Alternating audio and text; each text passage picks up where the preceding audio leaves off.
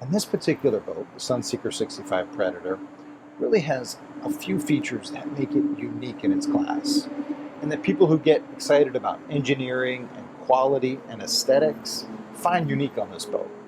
Number one, it has a massive, and I mean massive, sunroof that opens over the main salon.